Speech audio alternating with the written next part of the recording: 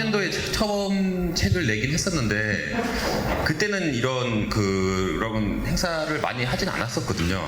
제가 은퇴를 준비를 하면서 13년도에 책을 준비를 했었고 은퇴하는 시점에서 이제 책을 내가 해왔던 선수 생활을 정리를 해야겠다라고 생각해서 했는데 그 이후로 7년을 더 뛰어가지고 그 7년에 대한 그런 경우도 이제 좀 정리를 하고 싶고 은퇴 이후에도 삶도 정리를 해야겠다고 생각을 해서 이렇게 책을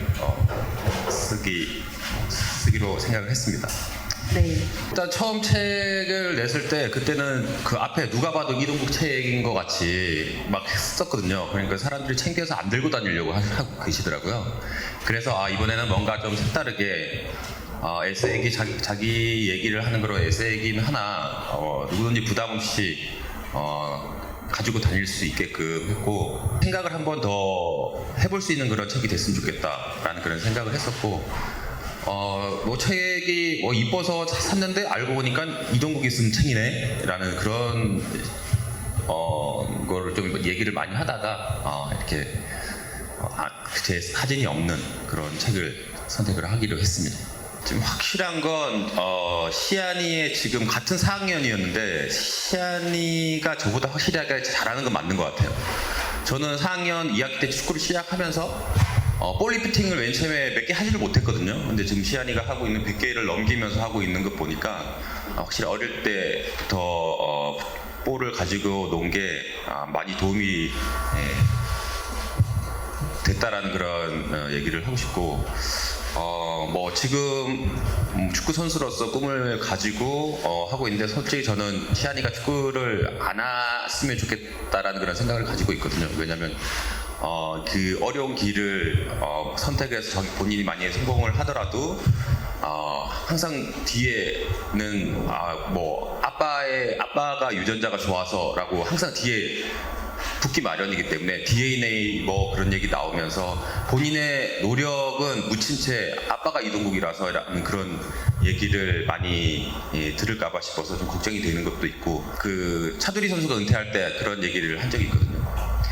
차범근의 아들로서 살아가는 게 너무 힘들었다 축구 선수로서 그런 얘기를 들었을 때 하지만 시안이가 자기가 본인이 원하는 꿈을 위해서 달려갈 때 항상 뒤에서 도움을 줄 수 있는 그런 부모가 됐으면 좋겠다라고 가지고 있고요.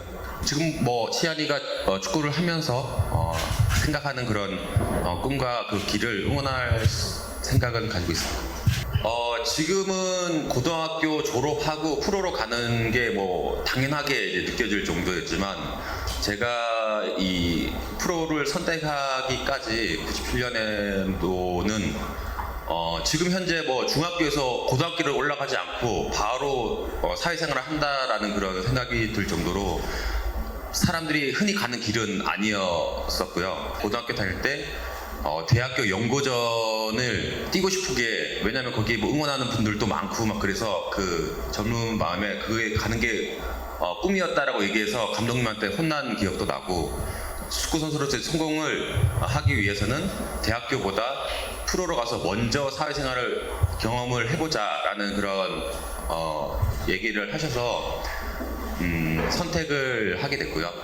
그래서 포항에 이제 프로 가서 이제 대학교 1학년 나이에 사회적으로 이제 10년 15년 위에 있는 그런 경력 있는 선수들하고 같이 부딪혔을 때 조금씩 내가 발전해 나가는 그런 모습을 보고 나도 모르게 나는 지금 성장하고 있구나라는 것을 다시 한번 느꼈고 대표팀은 이제 프로에 가서 적응을 하고 어떻게 보면 좀 약간 제가 운도 좀 따랐던 것 같아요. 황선홍 선수가 그 당시에 바로 일본으로 가면서 스트라이커 한 명이 비게 되고 그 자리를 들어가면서 경기를 뛰었고 또 나한테 주어진 시간에 좋은 결과를 내서 그때 당시 차범근 감독님이 최종 엔트리에 저를 발탁을 하게 됐죠.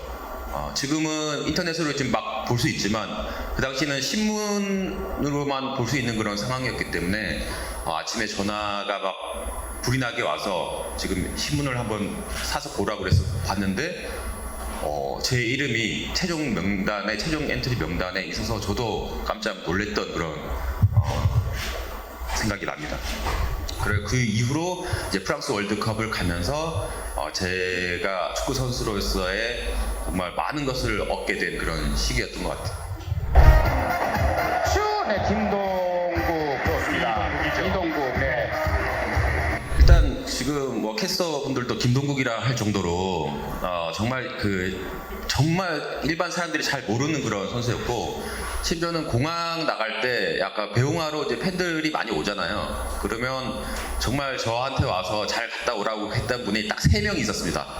포항 스틸러스 그냥 골수 팬들 3명이 황선홍 선배랑 홍명보 선배한테 이제 배웅하러 왔다가 이동국이 혼자 저기서 쭈그리고 앉아 있으니 너도 잘 갔다 와라 했던 그런 선수가 이제 3명이었고, 그 갔다가 프랑스 저 슈팅을 하고 들어왔을 때는 갑자기 인생이 완전 바뀌어 버렸죠. 거죠. 완전 180도로 달랐던 거고, 그 당시에 뭐 차범 감독님이 경질이 되셨고 우리는 한국 분위기가 어떤지 모르기 때문에 상당히 그냥 그 분노에 가득 찬 팬들만 있을 거라고 생각을 했었어요. 그래서 제가 최고 막내였고 형들이 기술을 들고 너가 맨 처음에 나가봐라, 뭐 계란을 맞더라도 너가 먼저 맞아야 되지 않겠냐라고 해서 기술 들고 갔었는데, 팬들이 거의 한 2,3천 명의 그런 팬들이 팻말을 들고 막 환호를 해주고 해서 그때 한번 깜짝 놀랐던 것 같고, 김포공항에서 그때 나올 때 문이 열리는 순간 제 축구 인생도 갑자기 문이 열리면서 새로운 세계로 첫 발을 디뎠던 것 같아요. 그 이후로 프랑스 월드컵 이후로 청소년팀, 올림픽팀, 국가대표팀, 소속팀 4군데를 다 돌아다니면서 경기를 뛰었고, 이제 보시험과 같이 이제 무릎이 상태가 좀 안 좋았는데도 불구하고 선수로서 내가 할 수 있는 거는 경기고, 만약에 저 때 다시 돌아가면 어떠한 선택을 했을까라고 생각을 했을 때 저는 똑같은 선택을 했을 거라는 그런 생각이 들더라고요. 선수로서 경기장에 내가 뛸 수 있으면 끝까지 참고 뛰어야 되는 게 선수의 도리라고 생각을 했기 때문에 정말 그 소속팀한테는 미안하는 감정이 있었지만 대표팀을 돌아다니면서, 그 당시에는 대표팀의 경기가 있을 때 소속팀, 지금에서는 약간 그 일정을 조율해서 K리그를 뛸 수 있게끔 해주지만 그때는 그런 게 없이 대표팀에 가면서 그냥 소속팀은 따로 경기를 하고 막 이런 시기였기 때문에 2002년 월드컵을 보면서 달려갔던 그런 시기였던 것 같고, 저렇게 뛰면서 주위에 뭔가 좀 조언해 줄 수 있는 그런 조력자나 그런 게 있었으면 좀 내가 절제를 하고 뭔가를 다시 한번 할 수 있는 그런 것들이 있지 않았을까 하는 아쉬움은 조금 남긴 합니다. 일단 2002년 월드컵에 당연히 있을 거라는 그런 막연한 생각으로 2002년을 준비를 하다가 이제 2002년 월드컵을 볼 수가 없게 되고, 그 해에 또 아시안 게임에서 남들 뭐 많이 아시는 이영표 선수가 군대 가라 그래서 좀 선배님이 시키는 것도 잘하니까 바로 이제 군대를 가야겠다라고 생각을 했었고, 일단은 2002년 월드컵을 기점으로 제가 생각했던 경기력은 거의 바닥이라고 생각을 했었고, 이럴 때 뭔가 돌파구가 필요하다고 생각을 해서 지금까지 내가 98년부터 내가 가지고 있는 그런 능력보다 더 과한 관심과 그런 사랑을 받고 있었기 때문에 처음부터 다시 시작하자라는 그런 생각으로, 왜냐하면 뭐 군대라는 게 사회적 뭐 어떠한 위치와 그런 건 상관없이 같은 출발점에서 시작하는 거잖아요. 그래서 모든 걸 다 내려놓고 다시 한번 선수로서 성공하기 위해서 선택을 했었고, 다른 타 스포츠 선수들이 4년에 한 번 있는 그런 올림픽을 앞두고 그렇게 열심히 하는 그런 모습을 보고 한번 내 자신한테 너무 부끄럽다는 생각을 했었어요. 우리는 축구 인기 스포츠고 조금만 하면은 뭔가 많은 것을 얻을 수 있는데 내가 지금까지 해왔던 그런 것들이 너무 부끄럽게 생각하면서 2006년 월드컵을 이제 생각을 하면서 내 자신을 좀 더 혹사를 시키면서 2006년 월드컵을 위해서 계속적으로 매진했던 것 같아요. 처음에는 들어갈 때는 거의 뭐 패자명처럼 들어갔다가 2006년 월드컵을 준비를 하면서 제대할 때 2005년에는 대한민국 첫 번째 옵션 스트라이커로 제대를 하게 되죠. 그때부터는 정말 이 90분을 뛰면서 나는 뛰고 있는데 상대 선수들은 한 80분 정도 되면 막 힘들어 보이는 게 보여요. 근데 나는 힘들지가 않았어요. 하루하루 내가 가진 거에 베스트로 하다 보니까 나도 모르는 사이에 나는 체력 완벽하게 준비가 돼 있고 2006년 월드컵이라는 그런 목표가 있었기 때문에 90분이 다 됐는데도 전혀 힘들지가 않고 그런 게 아마 준비를 돼 있다 보니까 이게 가능하지 않았나 그렇게 생각이 들고요. 월드컵 2달을 놔두고 솔직히 1대0으로 이기고 있는 상황에서 한 85분 정도인데 볼이 좀 길었어요.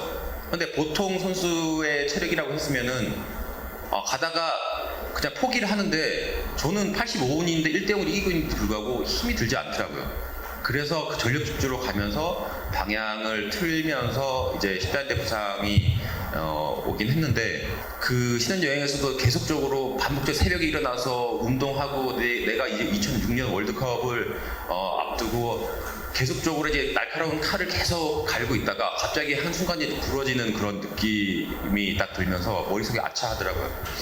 그래도 마지막 희망은 이제 가지고 이제 병원에 가서 했는데 큰 병원인 의사 3명에서 월드컵을 갈 수 있는지 아니면 수술을 해야 되는지에 대해서 명확하게 얘기를 안 해주는 거죠. 왜냐하면 기자분들이 그 밖에 20명의 기자분들이 이제 의사의 진단에 따라서 이제 막 이제 글을 써야 되는 거고 이제 그 당시에는 그 첫 번째 옵션 스트라이커이기 때문에 해외 언론도 되게 관심을 가지고 있는 그런 상황이었기 때문에 되게 신중한 그런 선택을 해야 되는 그런 상황이었고 그래서 이제 독일로 진단을 받으러 가게 되죠. 의사가 이걸 보고 한 30분간을 계속 말을 돌리면서 하다가 2006년 월드컵에는 너의 자리는 없을 거다. 미안하다. 수술이 불가피하다라고 얘기를 들었을 때 2002년 월드컵 탈락했을 때 그런 느낌하고는 약간 다른 느낌이었어요. 내가 지금까지 열심히 준비해왔고 그렇기 때문에 이 결과를 덤덤하게 받아들일 수 있게 되더라고요. 그래서 4년 전과 4년 후에 그런 느낌은 달랐었고 재활로 만약에 해서 너가 4년 동안 준비한 거를 2개월 안에 재활로 하면 월드컵이 가능하다라고 말을 했을 때 나는 선택을 못할 것 같다라는 생각이 들더라고요. 지금까지 4년 동안 내가 내 자신을 속사시키면서 지금까지 달려왔던 이 길을 2달 안에 압축시켜서 재활을 해서 독일 월드컵에 뛸 수 없겠다라는 그런 생각이 들면서 수술이라는 그런 거를 이제 받아들이게 됐고 그래서 2002년 월드컵은 단 한 경기도 내가 직접 눈으로 볼 수 없었지만 독일에서 제가 수술을 하면서 재활을 하면서 독일 월드컵에는 가서 제가 응원을 할 수 있었던 것 같습니다. 일단 어떻게 보면은 한국에서 영국으로 진출하는 그런 첫 번째 케이스였고 제가 십자인대 수술을 하고 재활을 하고 국내에서 2경기를 뛰고 영국으로 진출을 하게 돼요. 근데 2경기도 교체로 들어가서 진출을 하게 됐기 때문에 경기력이나 경기 감각은 현저히 떨어져 있었고 하지만 아무나한테 올 수 없는 그런 기회잖아요. 그 프리미어 리그라는 경우는 정말 세계에서 가장 잘하는 선수들이 오는 그런 리그였고 이 기회에 내가 지금 선택을 안 하면 다시는 선택을 못 받을 것 같다라는 그런 생각 때문에 그 몸 상태는 정말 좋지 않은 상황이었지만 선택을 하게 됐고 거기에서 1년 반 동안 있으면서 또 한 가지 느낀 거는 축구 선수로서의 삶에서는 충분히 성공을 하지 못한 그런 케이스기는 하나 그 속에서 많은 것을 얻었다라고 생각을 하면서 가족이 생겼고 내 직업이 축구 선수지 내 인생에서 전부는 아니다라는 것을 다시 한번 느낄 수 있는 그런 기회였던 것 같아요. 정말 사소한 그런 마트에서 아이들하고 장 보고 맛있는 거 해먹고 뭐 그냥 산책 가고 이런 거에서 그 사소한 그런 생활에서 뭔가 행복을 느끼는 그런 감정이 생기면서 다시 한번 내 삶에서 여유가 있고 너무 축구 축구 선수이긴 하나 이 인생에서 그냥 직업일 뿐이라는 그런 생각이 들면서 사소한 거에서 행복을 찾아보자라는 그런 생각이 들었고, 그런 프리미어리그라는 경험을 하긴 했지만 더 많은 것을 얻어온 거는 그 생활에서의 그 소소한 삶에서의 그 행복을 다시 한번 느끼게 됐다라는 느끼고 온 그런 시간이었던 것 같습니다. 성남으로 가서 이제 6개월을 하는데 이제 신태용 감독님이 중간에 이제 김학범 감독님이 경질이 되고 신태용 감독님이 오면서 1년이 계약이 돼 있는데도 불구하고 팀을 좀 개편을 해야겠는데 베테랑 선수들하고 좀 이게 지금 정리를 좀 해야 될 것 같다라고 여행 가 있는데 연락이 오더라고요. 하와이에서 이제 밤에 전화를 받고, 그래서 정말 한없이 내가 진짜 초라해 보이는 그런 느낌을 그때 처음 받았던 것 같아요. 그래서 계약이 약속이 돼 있는데도 불구하고 이제 나가라 그러고 나이가 들었다고 나가라고 하니까 내가 다시 한번 축구 선수로서 전성기를 할 수 있는 그런 날이 와서 당당하게 내가 다시 한번 보여주자라는 그런 생각으로 이적을 결심을 하게 되죠. 일단 성남에서 있을 때 이제 나와서 전북의 협상이 왔었고 또 다른 한 군데가 왔는데 이적 조건은 훨씬 더 다른 곳이 더 좋았죠. 연봉도 그렇고 연봉도 거의 한 2배 이상 차이가 났으니까. 그러면 보통 보면 연봉을 더 많이 주는 데로 가기 마련인데 저는 고민했었죠. 저는 거의 마음은 연봉을 많이 주는 타 구단, 전북 외의 타 구단에서 이제 가기로 열심히 내렸는데 감독님께서 먼저 한번 볼 수 있겠냐고, 그래서 한 호텔에서 이제 만나서 얘기를 하는데, 일단은 우리가 자기네들 조건이 더 안 좋은 건 아는데 동기 너가 꼭 필요한 그런 선수고 너는 지금 너가 가지고 있는 그런 능력을 나는 다시 발휘할 수 있게끔 할 수 있는, 다시 너 속에 안에 있는 걸 끄집어낼 수 있는 그런 감독이 될 수 있다. 너가 손 들고 날 빼달라고 할 때까지 난 계속적으로 기용을 하겠다라고 얘기를 했을 때, 그것도 물론 뭐 경기력이 안 좋으면 빼겠죠. 그런데 그 정도로 선수에 대해서 이제 신뢰를 해주고 믿음을 주기 때문에 나는 다시 한번 축구에서 성공하기 위해서는 이렇게 믿어주는 그런 사람 밑에 있으면 나의 그 예전에 그런 기량이 나올 수 있겠구나라는 그런 생각에 경기에 입단을 하게 됐고요. 전지훈련 가서 11경기를 무득점을 하고 돌아왔는데도 아직까지 나는 너를 믿고 있다. 넌 충분히 지금 경기력도 좋아하기 때문에 이제 시즌이 시작되면 충분히 너의 기량이 나올 거다라고 또 다시 한번 믿어주시기 때문에 저는 그때 진정한 리더는 정말 사람을 믿고 해서 따라가는 사람이 나는 이 사람을 위해서 경기를 뛰어야겠다라고 생각이 들 수 있게끔 만드는 사람이 진정한 리더이지 않을까라는 그런 생각을 그때 한번 했던 것 같아요. 그래서 감독님을 위해서 감독님이 저 믿음이 정말 실패가 아니라는 걸 증명해 보이고 싶었고, 그래서 그 해에 20골 이상을 넣으면서 처음 전북 현대가 처음 우승컵을 드는 데 있어서 했고요. 제가 그래서 전북 현대 12년 있으면서 10개의 트로피를 올릴 수 있지 않았나 그렇게 생각이 듭니다.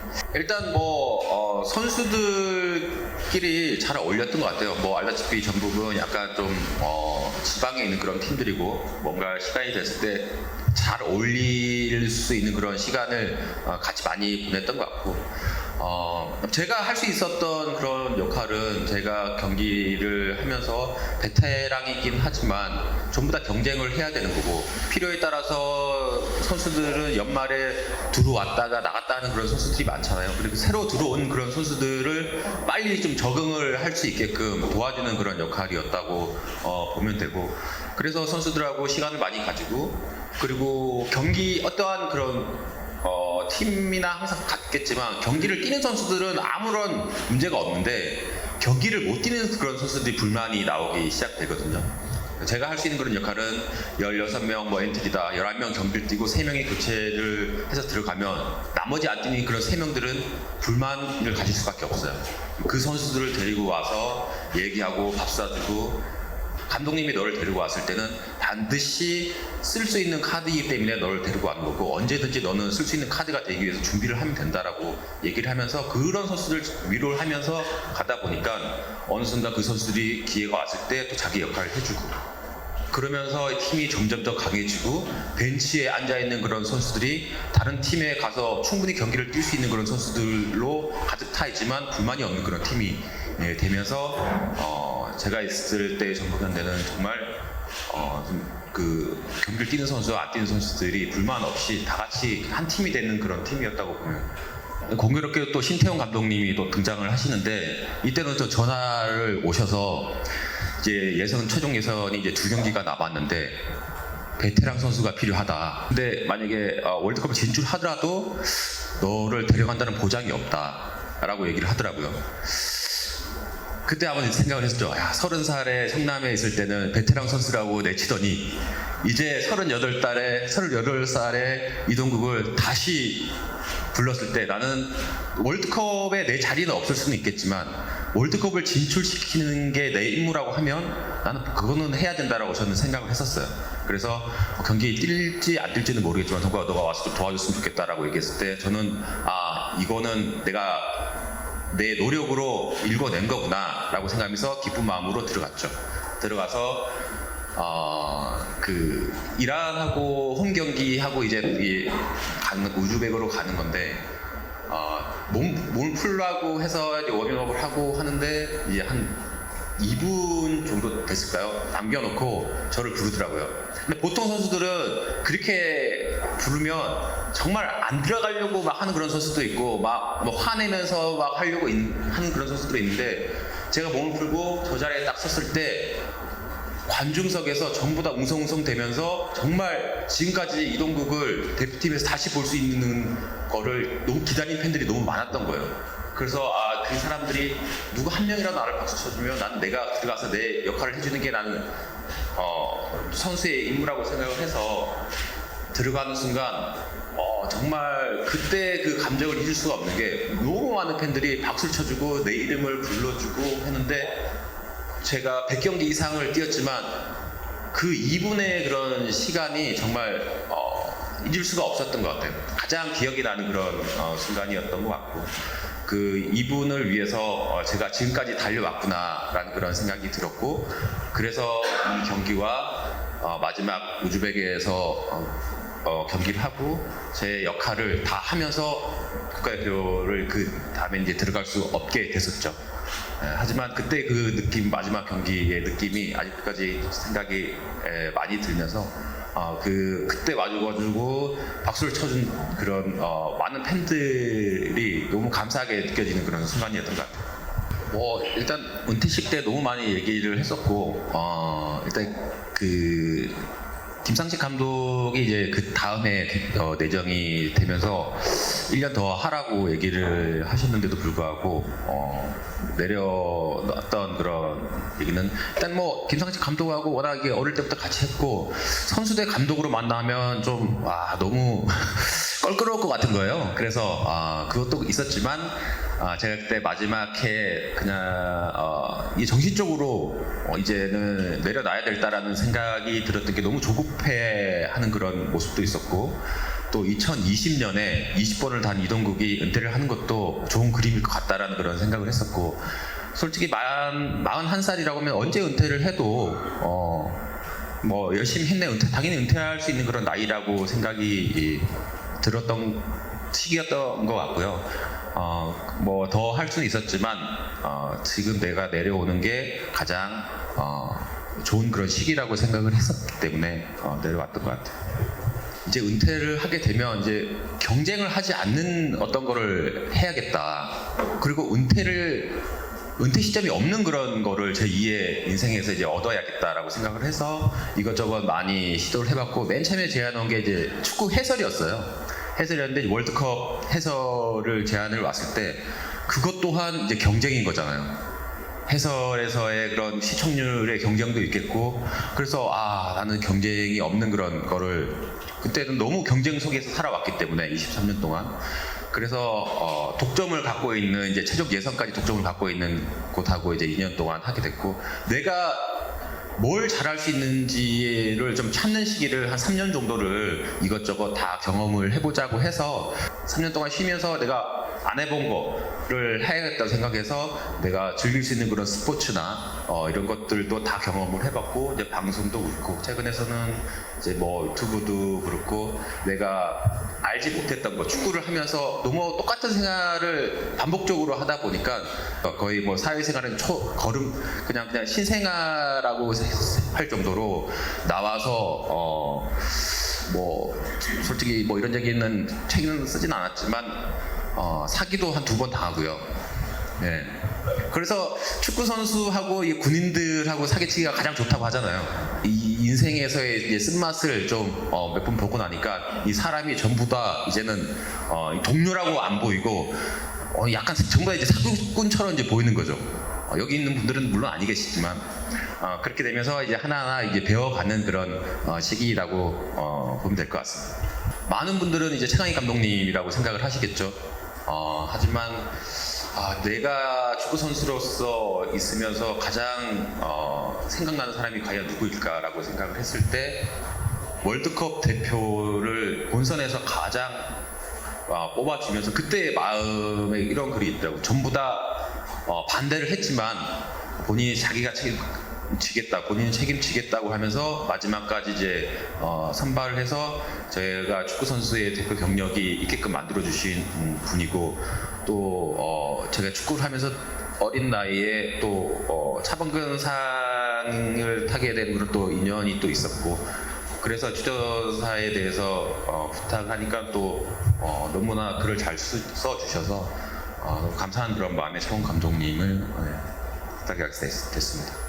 옆에서 보기 너무 안타까울 정도로 지금 성적이 너무 안 나고 있는데 일단은 지금 김두현 감독이 들어가서 잘 해낼 거라고 생각하고 있고요.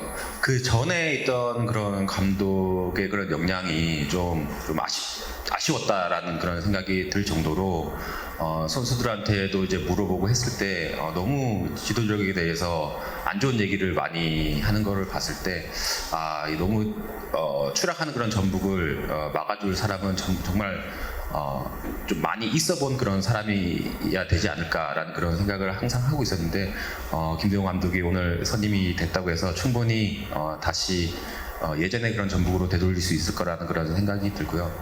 팬들을 좀 기다려줬으면 하는 그런 바람이다라는 그런 생각이 드는 게 최근에 또 연기훈 감독이 이제 사퇴를 하면서 팬들의 그런 역량이 너무 커버려진 그런 세상이 맞구나라는 그런 생각이 들면서 물론 준비하는 시간과 팬들이 기다려야 하는 시간 더 이상 못 기다려줬기 때문에 그렇게 할 수 있었지만 그렇게 되면 어떤 지도자가 왔을 때 팬들이 경질을 하라 그러면 무조건 경질이 되는 그런 세상이 이제 남지 않았나 그렇게 생각이 들면서 이제 축구를 좋아하시는 그런 팬들의 그런 수준이 상당히 올라간 건 사실이에요. 하지만 좀 더 그 지도자를 선임됐을 때 그 약속을 좀 더 지키고 발전돼 나갈 수 있는 그런 것들을 좀 지켜보면 어떨까라는 그런 생각에서 한 사람 축구인으로서 그렇게 생각을 해봤고요. 이제 대표팀도 임시 감독님이 이제 김도훈 감독님이 오셨지만 지도력이나 뭐 이런 것들을 물론 다 알고 있고 또 새로운 선수들이 이번에 많이 발탁이 돼서 또 그 선수들한테는 또 기회가 될 수 있는 그런 시작점이기 때문에 항상 응원을 하면서 지켜볼 생각입니다. 다 읽어봤는데 책이 재밌더라고요. 제 얘기여서 그런지 모르겠지만 제가 다 아는 얘기이긴 한데 일단 제가 축구를 하면서 진짜 정말 수많은 그런 선택의 그런 갈림길에서 제가 했던 그런 선택이 다 맞진 않았죠.